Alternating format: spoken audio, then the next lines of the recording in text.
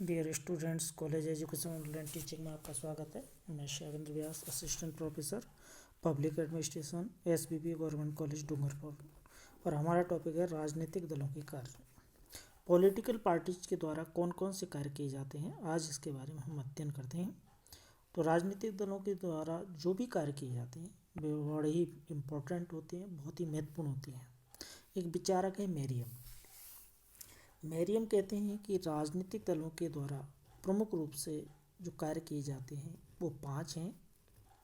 तो मेरियम 5 कार्य बतलाते हैं पॉलिटिकल पार्टीज के, जिनमें पहला कार्य पदाधिकारियों का चुनाव करना, दूसरा कार्य नीति का निर्धारण करना, तीसरा कार्य शासन का संचालन करना और उसकी रचनात्मक आलोचना करना, और चौथा कार्य बताते हैं राजनीतिक प्रचार और शिक्षण, और अंत में बताते हैं व्यक्ति और शासन यानी सरकार के बीच मधुर संबंधों की स्थापना करना।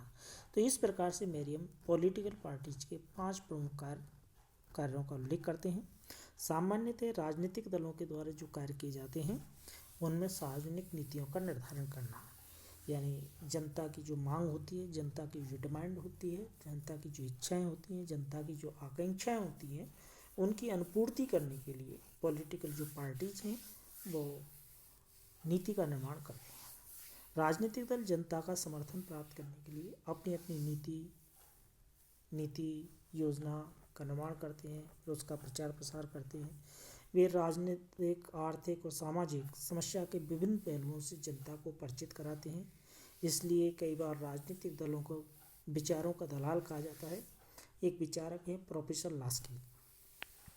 प्रोफेसर लास्की कहते हैं कि आधुनिक राज्यों के भ्रांतिपूर्ण जो वातावरण है उसमें समस्याओं का चयन करके यह आवश्यक है कि वरीयता के आधार पर कुछ को अत्यंत शीघ्र निपटाने के लिए छांटना चाहिए और उनके निदान के लिए जनता की स्वीकृति के लिए उन्हें प्रस्तुत करना चाहिए, और चयन का ये जो कार्य है वो राजनीतिक दलों के द्वारा ही किया जाता है। तो इस प्रकार से पहला जो कार्य है वह है नीतियों का निर्माण करना। दूसरा कार्य है शासन का संचालन करना। राजनीतिक दल हैं वो शासन अर्थात सरकार का संचालन करते हैं। राजनीतिक दल चुनावों में बहुमत प्राप्त करते हैं, फिर सरकार का गठन करते हैं, अपने दल में से मंत्रियों को नियुक्त करते हैं और विभिन्न विधियों से अपने जो चुनाव जो घोषणा पत्र है उसमें उन्होंने जो वादे किए हैं उनको पूरा करने का प्रयास करते हैं। तो इस प्रकार से दूसरा दायित्व बनता उनका शासन का संचालन करना। तीसरा दायित्व बनता शासन की आलोचना।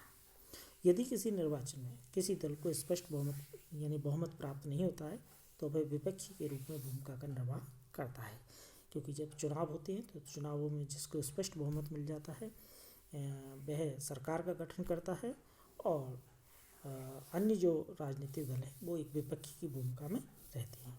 प्रतिपक्ष के रूप में उसका ये कर्तव्य है कि वह हमेशा शासन को सचेत रखे, शासन को सावधान रखे, विपक्ष सरकार की रचनात्मक आलोचना करते हैं और वैकल्पिक जो नीतियाँ हैं प्रस्तुत करते हैं। विपक्षी दल शासन की कमजोरियों को जनता के सामने रखते हैं और उसके प्रति लोकमत तैयार करते हैं। तो इस प्रकार शासन की आलोचना है वो राजनीतिक दलों का एक दायित्व है। फिर है चुनावों का संचालन। राजनीतिक दलों से चुनावों की सार्थकता प्रकट होती है। वे चुनाव के समय अपने चुनाव घोषणा पत्र तैयार करते हैं, उनका प्रचार प्रसार करते हैं, प्रत्याशियों को चुनाव के लिए खड़ा करते हैं और हर तरीके से चुनाव जीतने का प्रयास करते हैं। हर तरीके का मतलब है संवैधानिक साधन तरीकों से, न कि असंवैधानिक तरीकों से। हरवन फाइनर के शब्दों में राजनीतिक दलों के बिना निर्वाचक या तो असहाय हो जाएंगे या उनके द्वारा असंभव जो नीतियाँ हैं उनको अपना लिया जाएगा और राजनीतिक यंत्र को नष्ट कर दिया जाएगा। तो इस प्रकार से हरवन फाइनर ये कहना चाहते हैं कि राजनीतिक दल चुनावों का संचालन करते हैं और चुनावों का संचालन करके और जो राजनीतिक जो पॉलिटिकल जो सिस्टम है उसको बनाए रखने का कार्य करते हैं। इसके बाद में है लोकमत का निर्माण। यदि शासित व्यक्तियों की सहमति में सत्ता को प्राधिकार अर्जित करना है और यदि शासन की नीतियों पर लोकमत प्राप्त करना है तो राजनीतिक दल बहुत जरूरी है, अपरिहार्य है। इनकी अनुपस्थिति में जन समुदाय एक दिशाहीन कीड़े बन करके रह जाएगा।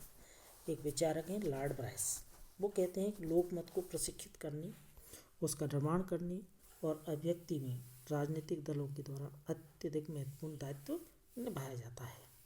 इसके बाद में अगला कार्य आता है शासन जनता के बीच मध्यस्थ का कार्य करना, यानी राजनीतिक दल जनता और सरकार के बीच मध्यस्थता करते हैं, जनता की समस्याओं और आकांक्षाओं को सरकार के सामने रखते हैं, सरकार के सामने प्रस्तुत करते हैं और सरकार की स्थिति से वो जनता को अवगत कराते हैं। तो इस प्रकार से दोनों के बीच में जो पुल का कार्य है, मध्यस्थ का कार्य है, वो राजनीतिक दलों के द्वारा किया जाता है।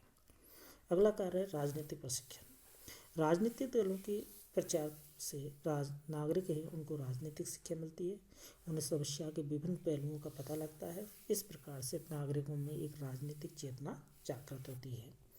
और अगला बिंदु है सामाजिक और सांस्कृतिक कार्य, यानी अधिकांश जो पॉलिटिकल पार्टीज हैं जनता के सामाजिक और सांस्कृतिक जीवन को उन्नत करने का भी कार्य करती हैं। जैसे स्वाधीनता आंदोलन के समय की बात को देखते हैं तो कांग्रेस जो थी उस कांग्रेस ने हरिजन कल्याण और स्त्री उद्धार संबंधी बहुत से कार्य किए थे।